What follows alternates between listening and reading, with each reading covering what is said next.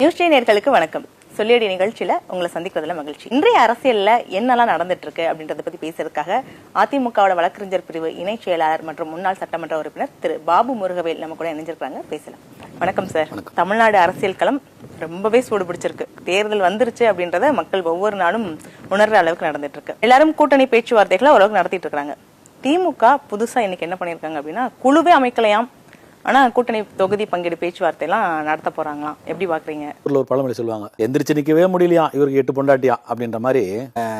நாங்க 9 வருஷமா கூட்டணியில இருக்கிறோம், நாங்க பாண்டடா இருக்கிறோம், ஒரே கொள்கையோடு 13 கட்சி கூட்டணியில இருக்கிறோம் அப்படின்னு சொல்லிட்டு வார்த்தை விளையாட்டுகளை திராவிட முன்னேற்ற கழகம் தொடர்ந்து எடுத்துக் கொண்டிருந்தாலும், இன்றைக்கு இந்த தேர்தலில் நாங்கள் இன்னென்ன கட்சிகள் ஒன்றாக இணைந்திருக்கிறோம், இந்த தேர்தலில் நாங்கள் ஒன்றாக சந்திக்கிறோம் என்று எந்த இடத்திலும் ஒட்டுமொத்தமாக இணைந்து, எப்படி 23ஆம் தேதி மதுராந்தகத்திலே மாண்புமிகு பாரத பிரதமர் அனைத்து இந்திய அண்ணா திராவிட முன்னேற்ற கழகத்தின் தலைமையிலான என்டிஏ கூட்டணியை 13 கட்சியினுடைய கட்சி தலைவர்களை ஒரே மேடையில் அமர்த்தி அனைத்து கட்சி தலைவருடைய கையை உயர்த்தி இந்த கூட்டணி தான் தேர்தலை சந்திக்க இருக்கிறது, இதுதான் வெற்றி கூட்டணி என்று முரசறைந்து பறைசாற்றினாரோ அதுபோல ஒரு நிகழ்ச்சி திராவிட முன்னேற்ற கழகத்தில் இதுவரையிலே இல்லை. காரணம், மிகப்பெரிய ஒரு சலசலப்பு அந்த கூட்டணிக்குள்ளே நடந்து கொண்டிருக்கிறது. அதை சந்திக்க முடியாத, அதை எப்படி சமாளிப்பது என்று தெரியாத விழிபிதுங்கி கொண்டிருக்கிற ஒரு சூழ்நிலையில் திரு ஸ்டாலின் இருந்து கொண்டிருக்கிறார். என்ன நீங்க இப்படி சொல்றீங்க, நீங்க கூட இப்படி கேட்கறதுக்கு உண்டான வாய்ப்பு இருக்கு. நான் ஏன் சொல்றேன்னா, அரசியல் சூழ்நிலை இன்றைக்கு சூடுபிடித்திருக்கிறது. அதற்கு காரணம் அனைத்து இந்திய அண்ணா திராவிட முன்னேற்ற கழகம் தான்.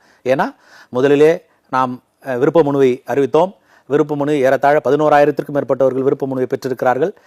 தேர்தல் அறிக்கையை தயாரிப்பதற்கான குழு அமைத்து அந்த குழு 8 மண்டலங்களாக பிரித்து 13 மூத்த தலைவர்கள் தமிழகம் எங்கும் சுற்றுப்பயணம் செய்து இருக்கக்கூடிய அனைத்து பிரிவு மக்களையும் சந்தித்து அவர்களுடைய எழுத்துப்பூர்வமாக மனுக்களை பெற்று தேர்தல் அறிக்கை தயாரிக்கப்பட்டுக் கொண்டிருக்கிறது.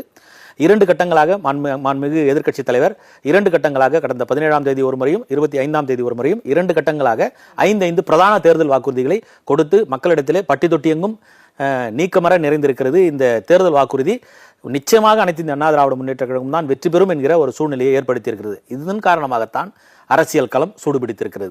மாறாக மந்தமாக இருக்கிற திராவிட முன்னேற்ற கழகத்தினுடைய கூட்டணி ஒரு சலசலப்பை சந்தித்திருக்கிறது. திமுக ஒவ்வொரு வாரத்துக்கு ஒரு மாநாடு அப்படின்ற மாதிரி மாநாடு எல்லாம் போட்டு பெரிய கூட்டத்தை காட்டி நாங்க தான் தேர்தலில் வின் பண்ணுவோம் அப்படி இப்ப கூட ஸ்டாலின் சொல்ற 200 தொகுதிகளை வெற்றி பெறுவோம் அப்படின்னு இன்னும் சொல்றாங்கல்ல. அந்த மாநாட்டில் இன்னும் நீங்க நுட்பமாக கவனிச்சீங்கன்னா, இப்போ ஒரு நடிகர் ஒருத்தர் கட்சி ஆரம்பிச்சு அவரு இப்போ 2 மாநாட்டில் என்ன பண்றாரு, நடந்து வருவார், இருக்கக்கூடிய ரசிகர்களை சந்திக்கிறதுக்கு வருவார். இவரு அதே போல இருக்கக்கூடிய தொண்டர்களை சந்திக்கிறதுக்கு அப்படியே அந்த ரேம்ப் வாக்கு வருவார். அதே போலவே காக்கி பேண்ட் வெள்ளை சொக்கா, அதே போலவே அங்கே இருக்கக்கூடிய தொண்டர்கள் தொண்டு தூக்கி வீசுவாங்க, இவர் தூக்கி உடனே தலையில் கட்டுறது, தோல்ல போகிறது. இப்போ இது மாதிரி இந்த சிங்க் ஆகிறத வச்சு பார்க்கும்போது இவர்களுக்குள்ளே ஏதோ ஒரு உடன்படிக்கை இருக்குமோ என்கிற ஒரு ஐயமும் நமக்கு ஏற்படுகிறது.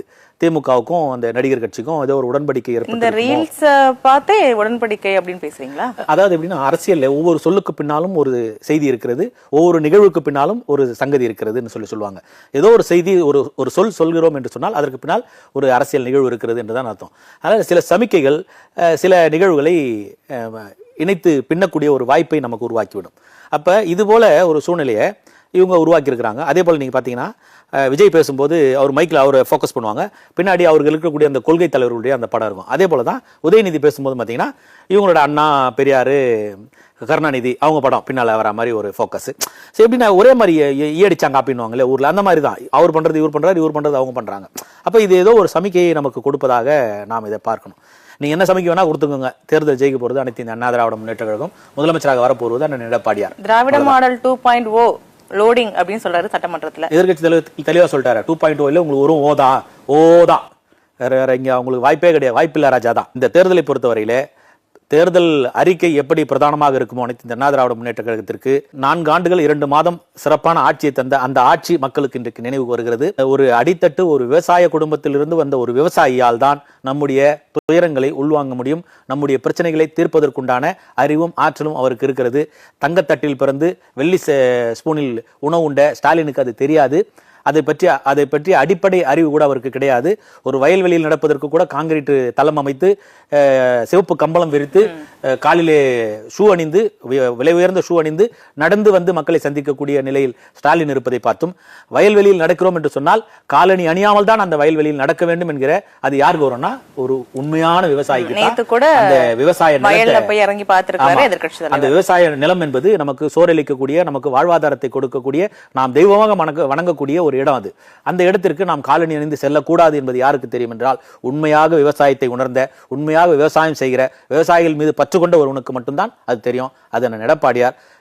காங்கிரீட் தளம் அமைத்து சிவப்பு கம்பளம் விரித்து காலனி அழிந்து செல்லக்கூடியவர் அண்ணன் எடப்பாடியார் அல்ல. அப்ப இந்த மாதிரியான உங்களை இந்த பிரித்தாளக்கூடிய இந்த விஷயங்களை எல்லாம், இந்த பாகுபாடா இந்த எப்படி சொல்றது, டிஃபரன்ஸ் யாருக்கிட்ட இருக்குது அப்படிங்கிறத நம்ம பார்க்கிற போது ஒரு படி மேலே இருக்கிறார் அண்ணன் எடப்பாடியார். அப்படி இதையெல்லாம் வைத்து பார்க்கிற போது மிக தெளிவாக இருக்கிறது.